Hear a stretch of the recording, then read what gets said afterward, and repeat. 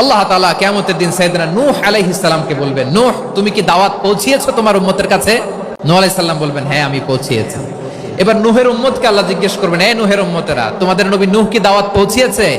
নূহের উম্মত বলবে, না আল্লাহ, আমাদের কাছে কোনো সতর্ককারী আসে নাই, কোনো নবী টবি আসে নাই, কোনো দাওয়াতও আমরা পাই নাই, আপনারাও চিনি নাই, জান্নাতও চিনি নাই, জাহান্নামও চিনি নাই। নূহ আলাইহিস সালাম বিপদে পড়ে যাবেন। তখন আল্লাহ বলবেন, নূহ তুমি বললা পৌঁছিয়েছো, তোমার উম্মত বলে কিছু পায় নাই। নূহ তোমার কি কোনো সাক্ষী আছে? তোমার কথা আর তোমার উম্মতের কথা তো মিলে না।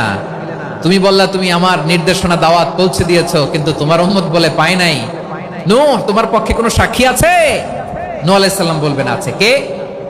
উম্মতে মুহাম্মাদি। তখন আমরা বলবো, আল্লাহ, আল্লাহর নবী নূহ আলাইহিস সালাম তিনি আপনি যা যা বলেছেন ঠিক তা তা তার উম্মতের কাছে পৌঁছে দিয়েছে।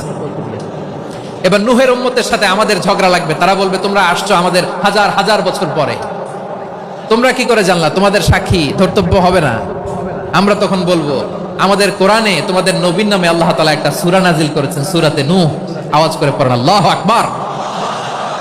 আমরা বলবো, আমাদের কোরআনে তোমাদের নবীর কথা আল্লাহ আমাদেরকে জানিয়েছেন, দিন রাত এক করে তোমাদের কাছে তিনি দাওয়াত পৌঁছেছেন। তোমরা কানের মধ্যে হাত দিয়ে রাখতা, চেহারাটা কাপড় দিয়ে ঢেকে রাখতা, আল্লাহর নবী নূহকে পিটিয়ে ছালা দিয়ে পেঁচিয়ে তোমরা পাহাড়ে তুলে রেখে আসতা, সব আমরা জানি।